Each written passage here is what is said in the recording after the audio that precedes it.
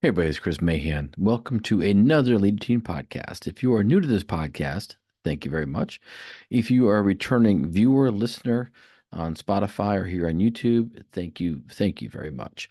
This podcast is dedicated to all things parent child relationship with an emphasis on parental leadership, something that is desperately missing in this country right now. And leadership as a whole is missing right now. You see it every day. People are yelling and screaming, and the haters, especially after this election, our country is divided. There's so much negativity going on, and it's really getting to the point where it's just ridiculous. The hypocrisy, the hating, the stupidity. And the truth is, I think deep down, we are all so much alike, but the media, Hollywood, politicians, people that are making money on the division want to keep us divided. I think what's really amazing about this country is we can see through the BS. We can see through all the garbage as adults. The problem is our young people today are not seeing through that. And they are seeing people get angry and fight and stop being friends because who voted for who or who didn't vote for who. And just all of these negative things that are happening to our country right now.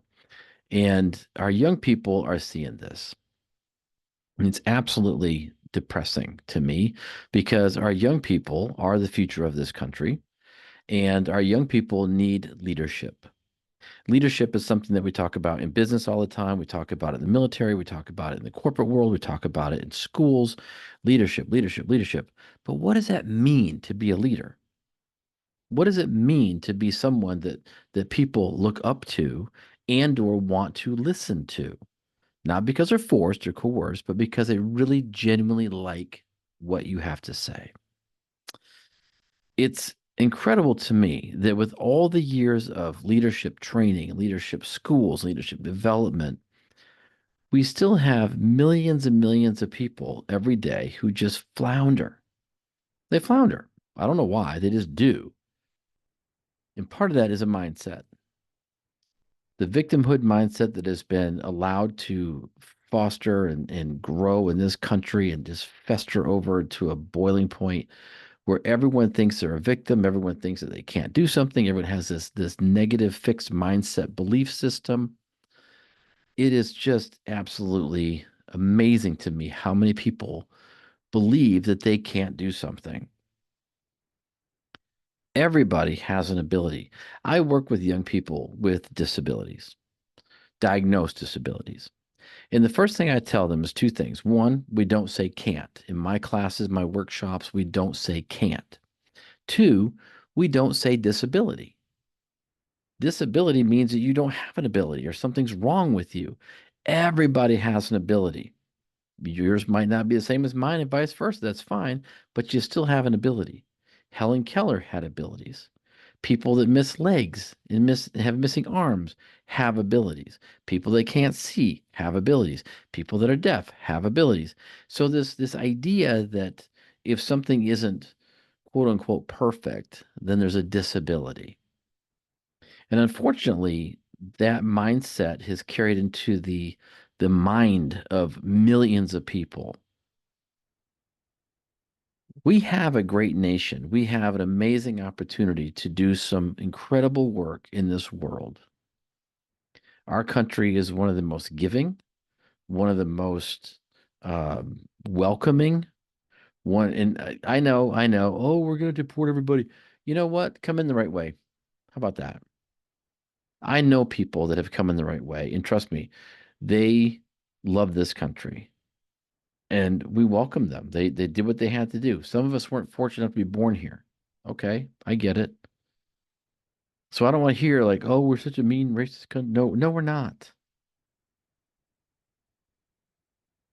People that want to survive and do things and take initiative and don't let all the negativity get to them, they have all the opportunity in the world. Leadership, people think normally leadership is by title. And so they say, well, I don't want to be a leader. I don't want to be in charge. I don't want to be responsible for things. And when I tell people in my workshop is you are a leader. Actually, I ask the question, are you a leader or a follower? And 80 to 90% of the group, no matter what size, nearly all of them say follower. And I'm perplexed by this. Like, how can you say you're a follower? Well, I don't want to be in charge. I don't want to be responsible. I don't, all these negative things. And I'll say, well, what brought you here today? Why did you choose to come to this workshop? Why did you choose to do this? Well, I need to do something. And I tell people you are a leader to yourself every single day. You make choices, good or bad. You decide to do something or to stay home and do nothing, but you got up and you came in here and you took opportunity. And look, you've got a whole new set of ideas because you got up and did something. You led yourself today. We have to start teaching young people that they are leaders. They don't have to be a leader by title because, as we know, most leaders by title are terrible people. Leadership is by actions, by what you do. You don't have to be the most famous. You don't have to be the most out there, the biggest, the smallest. It doesn't matter. The Marine Corps has an amazing ideal, and I have the pleasure of going to speak to brand new pulleys. These are young men and women that have not gone to Paris Island or to uh, Camp Pendleton in California to become recruits. They are what's called pulleys. These are kids that are signed up and they're going through the motions to get things in place before they get shipped out or get a ship out date and officially go to boot camp to become a recruit. And then once they get through the crucible and whatnot, then they become a Marine. But the thing with the Marines is they don't care how tall you are, they don't care how short you are, they don't care what color you are, they don't care anything about that. They want to see what actions you take, what motivations you take for you, and then that carries over to how you are with the rest of the police or recruits or Marines. Everyone thinks that you have to be a certain type of person to be a leader. Absolutely false. We are we are doing such a huge disservice to our young people in this country by not instilling in them early in life and developing them to be leaders. Lead yourself. Make good choices. Do things that are going to help your future. Do things that are going to help your community. Do things that are going to help your school. I did a talk about 2 weeks ago, actually. I talked for 6 hours. It was called the Great American Teach-In. I went to a high school, I'm not going to say which one. And I spoke for 6 hours. And each class that I spoke to was different. So each of my talks was different. So it kept it a little variety for me. But at the sixth period, I had a couple guys come in, young guys. I think they're like juniors, sophomores. It was a mixed class, freshmen to seniors. And right away, they're starting to push buttons. Right away, they're starting to push the boundaries. Now, I hadn't had lunch, and this was the sixth period. It's almost 3 o'clock in the afternoon. I was tired. I was about talked out, which is hard for me, by the way. And I wasn't having it. So rather than sit there and let them feel like they're getting one over on me or whatever they have to do, I began to ask them questions like, you know, what's the reputation of your school? Oh, it's terrible. There's all this and there's all these negative things. What's the culture like at your school? Oh, there's this and that, all negative things. And I said, if I was an employer and you told me that you came to this school, you graduated from this school with all this negative stuff you're talking about, why would I want to hire you? Boy, they got a little quiet. And as I'm talking to them, I'm talking about leadership. I'm talking about respecting yourself. That's something else young people think. Well, if you looked at me funny, you're not respecting me, whatever. That's a bunch of garbage. Respect has nothing to do with me being nice to you or not. Respect by definition is I have to respect what you've done. I don't have to like you. That's a politeness and rudeness problem. So as I'm talking to these kids for an hour, there's just the three of them, whole classroom sitting there. And I felt bad because I was really focused on these three. But what I was trying to show them is that their action of being negative and rude was ruining it for everybody. And when you multiply that by 100 or more, now the reputation of the entire school. So I talked to 110 kids that day, and there's roughly over a thousand kids in the school. So I said, okay, if each one of you reaches out as a leader to 5 or 6 kids a day, that's what, 30 kids a week for each of you, times 110. Within a week and a half or so, you could touch every kid in that school and hopefully make a positive change with them. When they started to see how easily this could happen and then turn the reputation of their school around, they kind of woke up a little bit. And a few days later, I get handed an envelope. The teacher comes to see me. She hands me an envelope. And I thought, oh boy, this is going to be something bad. And it was actually um, a paragraph, a thank you paragraph. And every kid, 110 of them, all signed this letter. It was on school letterhead. Now, I know she had something to do with it, and I'm sure she said, we're going to do this to make it right. But think about this, it's one school out of how many high schools in this country?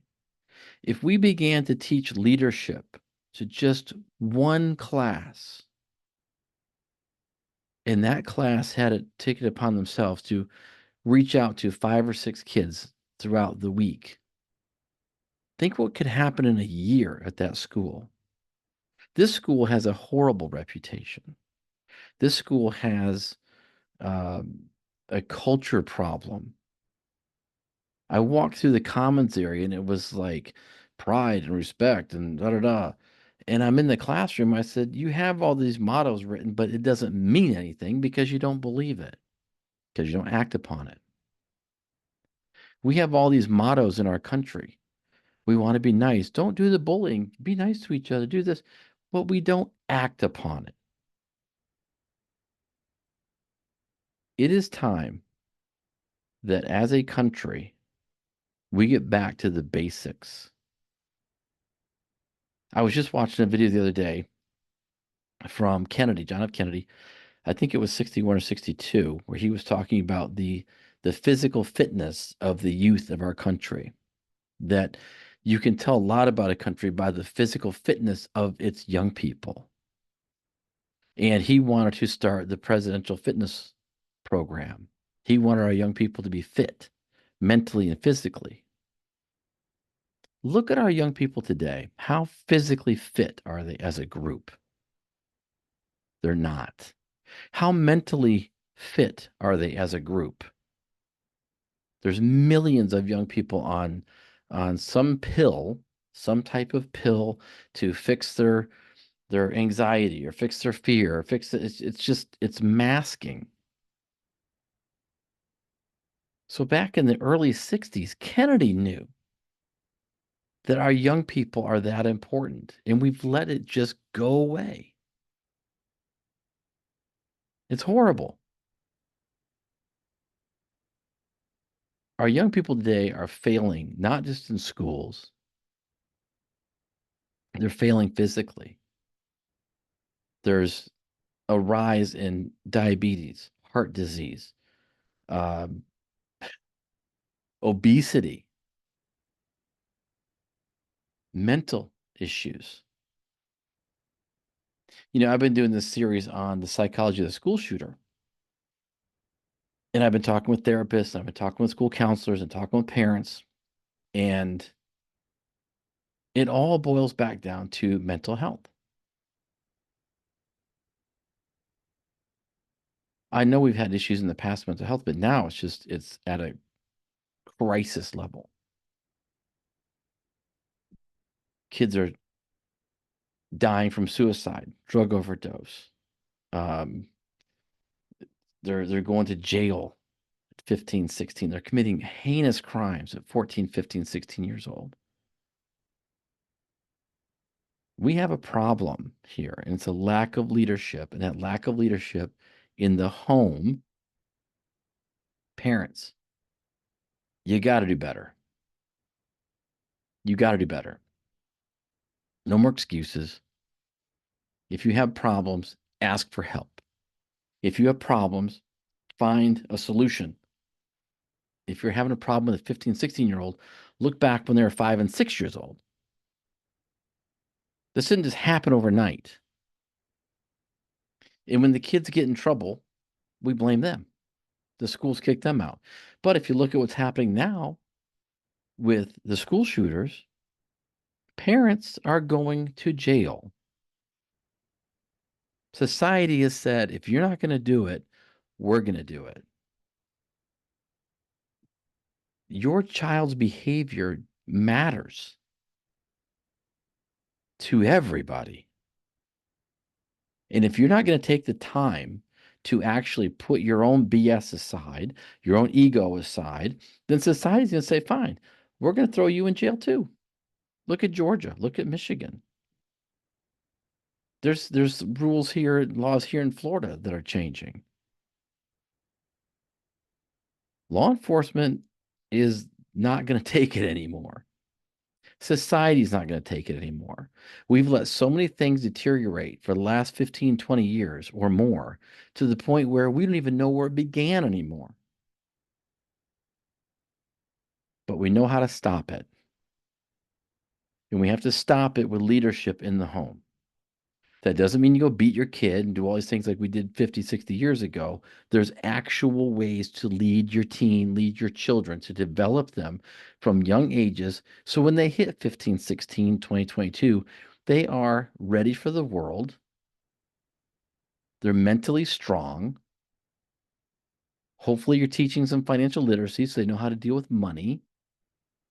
Hopefully, they know how to deal with their problems because you've taught them how to. And if you don't know how to do this, there's so many programs. I have some. I'll offer them for free to you if you want them.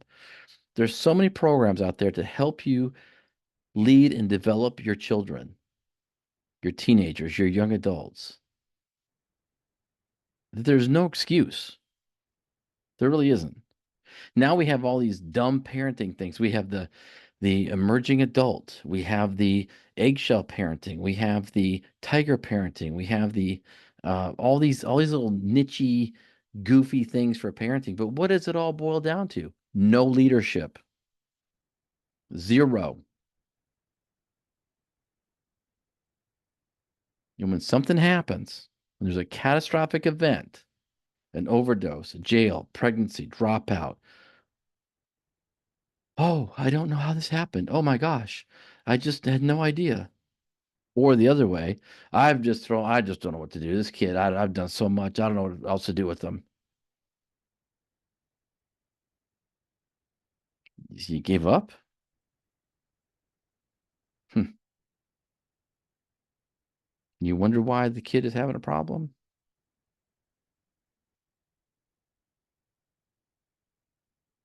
Guys, our next generation is screaming for leadership. Screaming. In fact, some of them are dying for it. We have to do better. There's no other way to talk about it other than we have to do better. And it has to start now. We're going into 2025. We're halfway through the school year. I said this the other day in a podcast. We're halfway through the school year, and I ask you to change the way you talk to your kids, change the way you address a problem. And now I'm asking you to look in the mirror and change the way you lead them, change the way you react, change the way your expectations. Sit down with them and make a plan.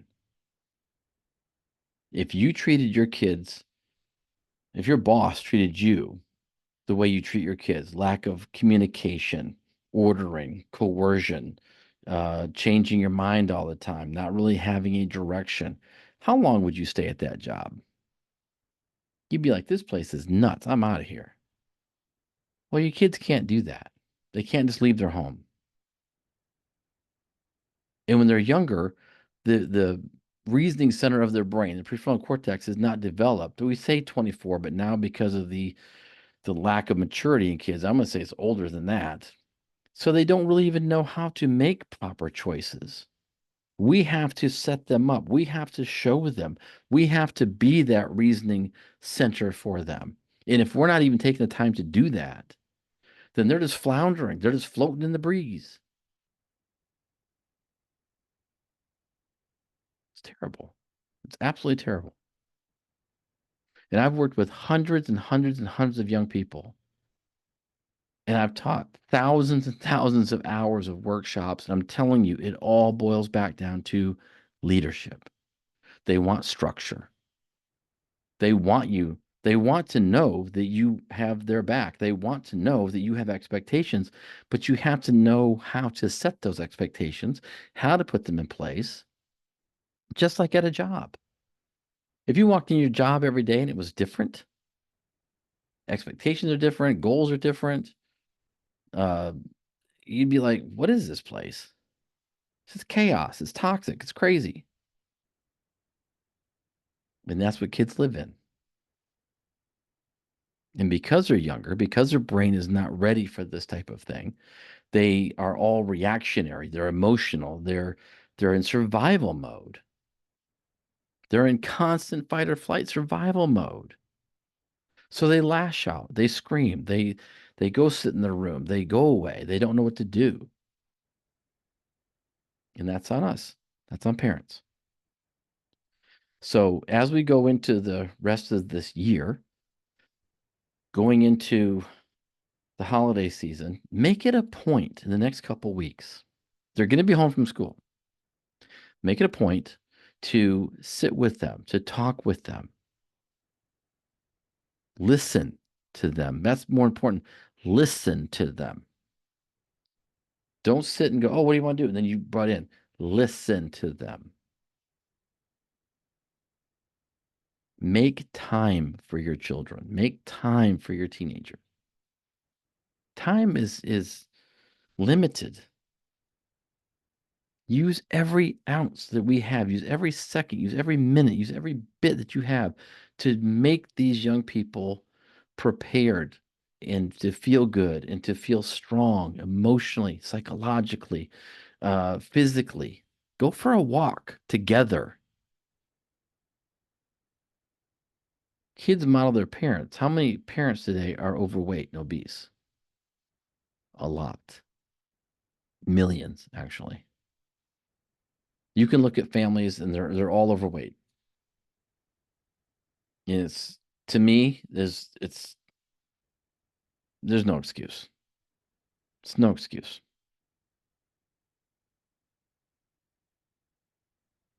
Parents that are on drugs, parents that are on, alcoholic, parents that are using coping skills that are not healthy, you're teaching your kids to use drugs and alcohol and to not be able to cope with life. They mirror everything we do.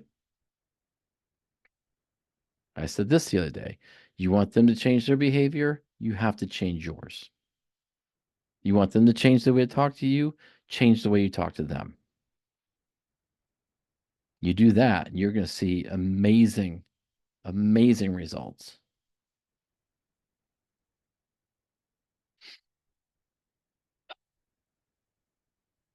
If we don't, these next 5 years or less,